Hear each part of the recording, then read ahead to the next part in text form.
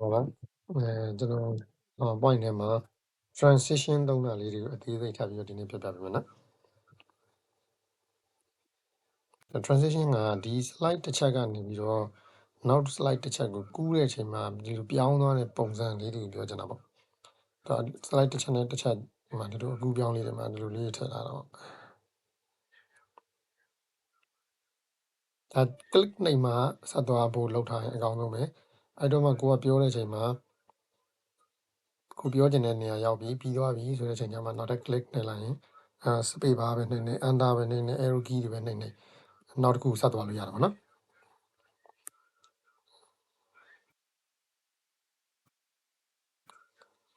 transition ကစာရွက်တစ်ရွက်နဲ့တစ်ရွက်အကူပဲသူကအဓိကလုပ်တာလေဟုတ်ပါပြီကျွန်တော်လက်တွေ့လေးလုပ်ကြည့်လိုက်ရအောင်နော် transition လောက်ထားလားမလောက်ထားလားသိချင်ရင်ဒီဘက်ဘေးကိုကြည့်လိုက်တာနဲ့လည်းသိတယ်ဒီဘက်ဘေးမှာဒီလိုခြေလေးတွေပေါ်နေပြီဆိုတာ transition ထည့်ထားလို့ဒါတွေအားလုံးကိုကျွန်တော်မထည့်ဘူးပေါ့လောလောဆယ် transition မထည့်ဘူးဆိုဒီမှာ transition တော့နန်းနှိပ်လိုက်ရင်ခြေလေးတွေကုန်ပျောက်သွားတယ်နော်အဲဒါဒီမှာ transition တွေပါလို့ထည့်တော့ပဲဒီမှာ animation တွေပါထည့်ထားလား animation တွေထည့်ထားတယ် animation တွေထည့်ထားတယ်ဆိုတော့သူကဒီထည့်ထားတဲ့အယုတ်တွေပေါ်မှာတစ်နှစ်သုံးလေးတွေပေါ်နေလိမ့်မယ်နော်ကျွန်တော်ဒီ slide ကနေစပြီးတော့ transition ထည့်ကြည့်အောင်အခု transition တော့မှနောက်နေ့ကျရင် animation ကိုအသေးစိတ်လေးပြပြမယ်နော်ဒီ transition တော့မယ်ကိုထည့်ခြင်းတဲ့ပုံစံလေးပြန်မှာထည့်မလဲဆိုတော့ဒီပုံမှာရွေးမယ်ထည့်ခြင်းတဲ့ slide ကိုသွားရွေးထားမှာပေါ့နော် transition ထည့်ခြင်းတဲ့ slide ကိုသွားရွေးမယ်ပြီးသွားရင်ကျွန်တော်ဒီမှာပုံစံကိုဒီမှာသွားရွေးမယ်ပေါ့ထည့်မှာသွားရွေးမယ်ပုံစံအများကြီးရှိတယ်နော်နောက်ပိုင်းအသစ်ထွက်တဲ့ဟာလေးတွေဆိုရင်ကိုကမရွှေ့ပဲရွှေ့နေတယ်အောင်ဖြစ်အောင်လုပ်ထားတဲ့ပုံစံတွေအများကြီးပေါ့တို့ဒါလေးတစ်ချက်လောက်ကြည့်ပါနော်အဲသူကဒီပုံစံလေးနဲ့ပွင့်လာမယ်ပေါ့ဟုတ်ပြီအဲ့ဒါကိုကျွန်တော်တို့သဘောကျသွားပြီဒီပုံနောက်တစ်ခါပြန်ကြည့်ကြည့်မယ်သူကအထက်ကနေအပြင်ကိုပွင့်သွားအောင်နော်အဲ့မှာဒီမှာပြောင်းပြန်လုပ်လို့ရတယ်ဒီလိုမျိုးတွေ in ပြန်ဝင်သွားမယ်အဲ့ဒါ out ပြန်ထွက်လာမယ်ဟုတ်ပြီဒါအဝိုင်းတို့၄တောက်တို့ပါ plus ပုံစံနော်ပုံစံကြိုက်တာရွေးလို့ရတယ်နော်အဲ့လိုရွေးသွားလို့ရတယ်သူမဲ့ option ထဲမှာထပ်ပြီးတော့ဒီမှာပြောင်းလို့ရတယ်အဲ့မှာနောက်ထပ်လုပ်လို့ရတာကဒီဘက်က sound နေပေါ့ sound ဒီ transition လုပ်တဲ့အချိန်မှာ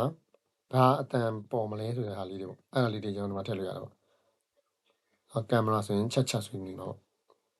နော်အဲ့ဒါကျွန်တော်apply to all ဆိုပြီးအားလုံးလုပ်လိုက်မှာအားလုံးလုပ်လိုက်တယ်ဆိုရင်သူကဒီပုံစံအတိုင်းနောက်ထပ် slide တွေအကုန်လုံးမှာဖြစ်သွားမှာပေါ့ဒီမှာသူကပုံစံတစ်ခုရွေးကြည့်မယ်ဒါလေးပဲလုပ်ကြည့်လိုက်မယ်နော်ဒါဆိုသူကအတန်လည်းညီတယ်လေပုံလေးဖြစ်ပြီးတော့စက်ကူကောက်လေးပြန်သွားတယ်ပေါ့နော်အဲ့ဒီနေရာမှာကျွန်တော်တို့နောက်ထပ် slide တစ်ခုကိုတွားဖို့အတွက်ကျွန်တော်တို့ဒီမှာဒီ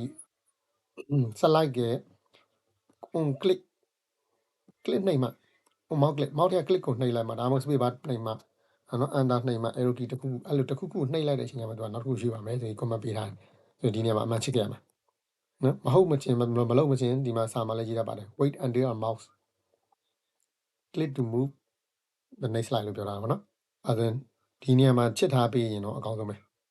ဒီနေရာမှာ after မထားယူဖြုတ်ပြီးတော့ after ဘယ်လောက် second လို့ပြောထားရင်တော့သူကအဲ့လောက်အချိန်ရောက်ပြီဆိုတော့သူကရွေးသွားမှာပေါ့နော်နောက် slide ကိုပြောင်းသွားမှာပေါ့အဲကျွန်တော် apply to all ပဲလုပ်လိုက်တော့ပေါ့နော်မြန်အောင် apply to all လုပ်လိုက်တော့အားလုံးဒီမှာပြောင်းသွားပြီ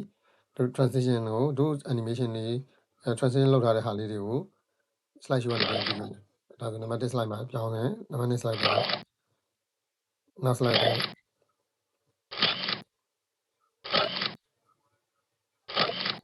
အဲဆိုကျွန်တော်တို့ slide တွေကို